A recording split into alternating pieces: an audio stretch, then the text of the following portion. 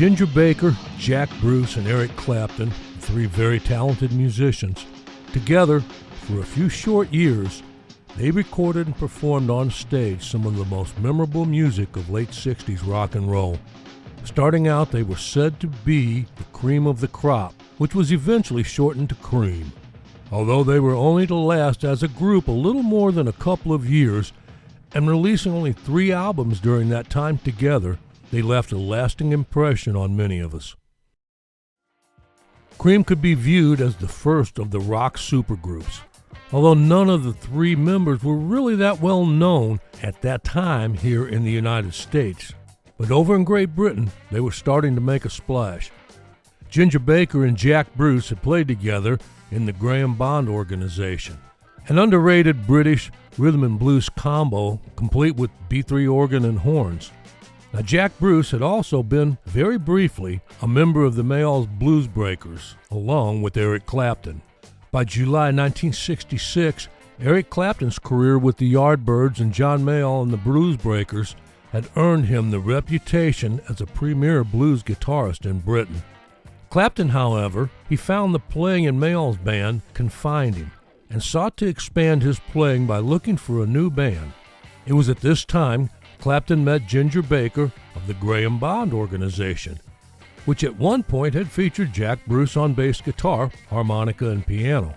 Baker felt the same as Eric did about his group, that he was confined musically and had grown tired of Graham Bond's drug abuse and bouts of mental instability.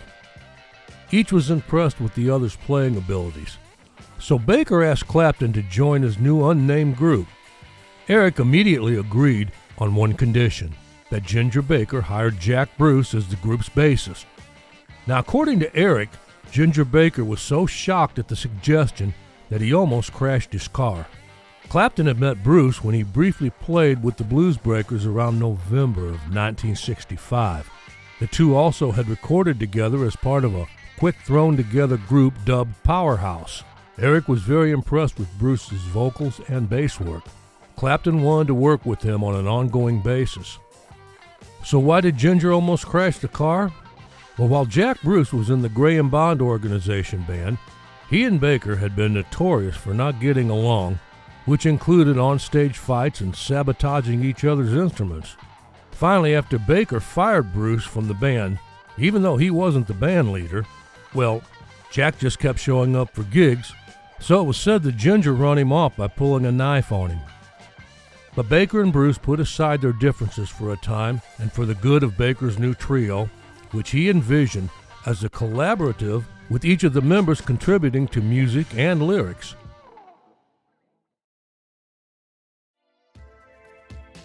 The band was named Cream, as Clapton, Bruce, and Baker were already considered the cream of the crop amongst blues and jazz musicians in the exploding British music scene. Initially, the group was referred to and billed as The Cream, but starting officially with its first record release, the trio came to be known as Cream. Before deciding upon Cream, the band considered calling themselves Sweet and Sour Rock and Roll. Of the trio, Clapton had the biggest reputation in England. However, he was all but unknown in the United States, having left the Yardbirds before For Your Love hit the American top 10. The band made its unofficial debut at the Twisted Wheel in Manchester, England.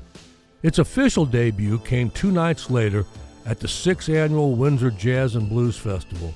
Being new and with few original songs to its credit, they performed covers of blues numbers they reworked, and from all accounts, the band was well received.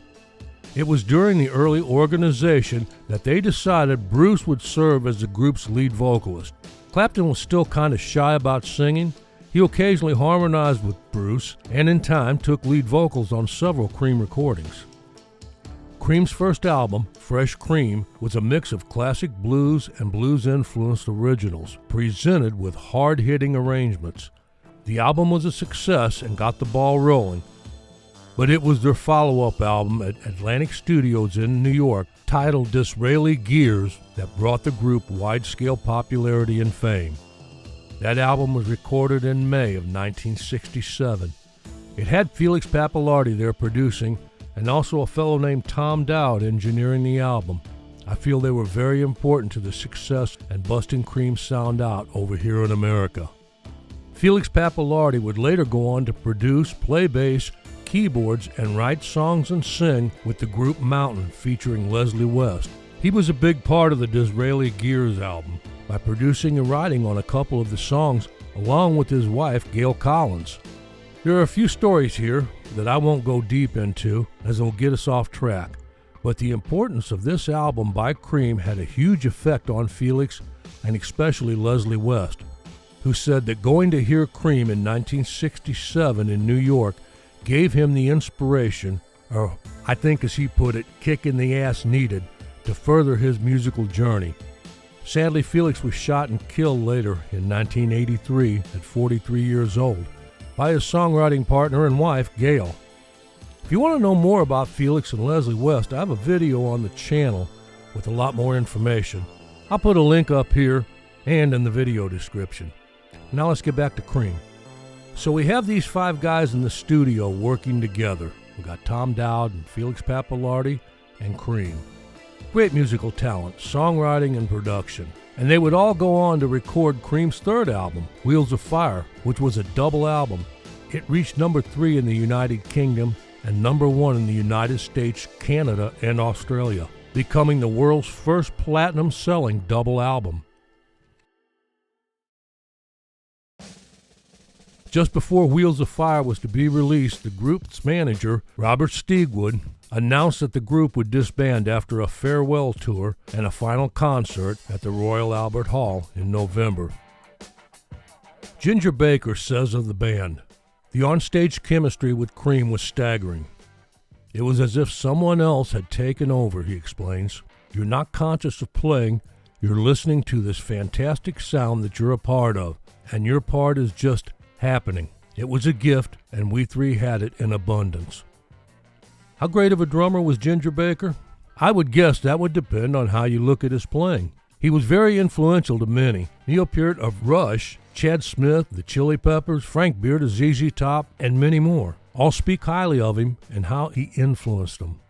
As far as a person, I think this probably hurt his reputation a lot.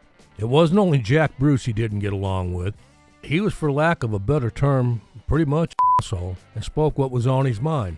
He was addicted to heroin for years, but even after he kicked the habit, he still came off like an asshole. I guess the thing that got to me most was after John Bonham, the great drummer of Led Zeppelin, died. Ginger said in an interview that John Bonham couldn't swing a sack of shit. Talk like that still doesn't take away from his talent. He was a great jazz-style drummer, and with those African beats he created his own unique style. After Cream, and then playing with Eric Clapton and Steve Winwood in Blind Faith for a year, he went off to Africa for a time. I guess the one thing Ginger was quoted as saying that was pretty good was, "Cream was a jazz band. We just didn't tell Eric." Peter Edward Baker, known to all of us as Ginger, died of complications of COPD in the UK on October 6, 2019. And although Cream sold over 40 million albums, after his death, his family revealed he was living on £150 a week state pension. Jack Bruce was known for his innovative bass playing style, incorporating elements of jazz and blues into his rock music. His melodic bass lines set him apart in the rock scene.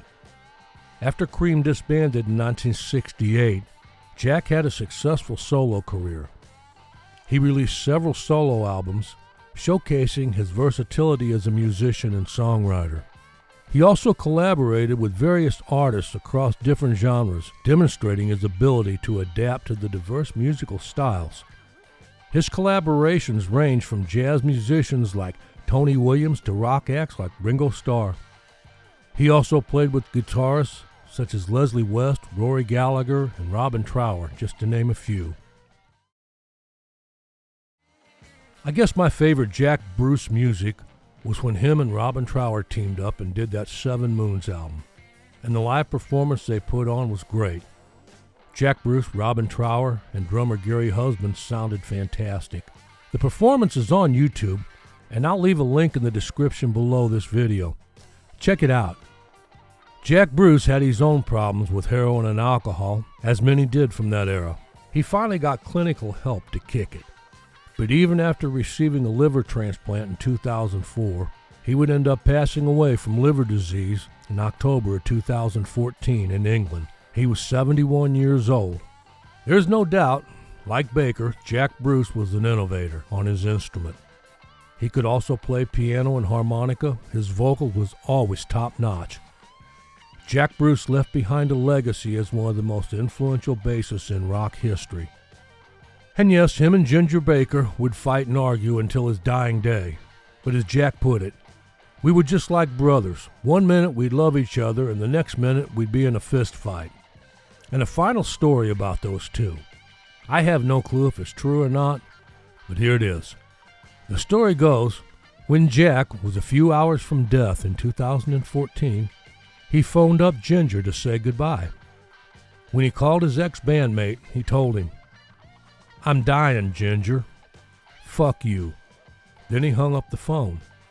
Now, Baker tried to call him back several times, of course, but Bruce wouldn't pick up. Jack Bruce said Ginger always wanted the last word. Well, this time he wouldn't get it. Jack Bruce was known for a very wicked sense of humor, so maybe this story is true. Eric Clapton's name always comes up when there's talk of great guitarists. Eric's life was also plagued with heroin and alcohol abuse. He was an alcoholic and addicted to heroin early in his career, and it wasn't long before his addictions affected it. Clapton passed out on stage during George Harrison's concert for Bangladesh in 1972. Even when he was strong enough for overcoming drug addiction, Clapton still had his battles with alcohol, as many like him do. But by 1990, he got the help he needed and has been clean ever since. Eric is the only member of Cream still alive today, and the only member to be elected to the Rock and Roll Hall of Fame as an individual. The group Cream was inducted into the Rock and Roll Hall of Fame in 1993. They hadn't played together in 25 years, and when they kicked into Sunshine of Your Love, it sounded just like they did back in the day. Amazing chemistry between them. They got together for really the last time in 2005 and did a short tour and recorded that live album. Again, the old chemistry was there. Jack Bruce was still recovering from his liver transplant, and him and Ginger renewed their feud pretty quickly, so the tour didn't last very long. But then again, I don't think it was ever in the stars for Cream to last very long anyhow. Hope you enjoyed this video. If you did, I'll put a couple more up here that I think you might enjoy. When you get the time, check them out. And as always, give this video a thumbs up and share it around. Helps the channel grow. Also on your way out, hit the subscribe button. Keep up with the latest videos coming out. And don't forget to ring the notification bell. Thanks for watching.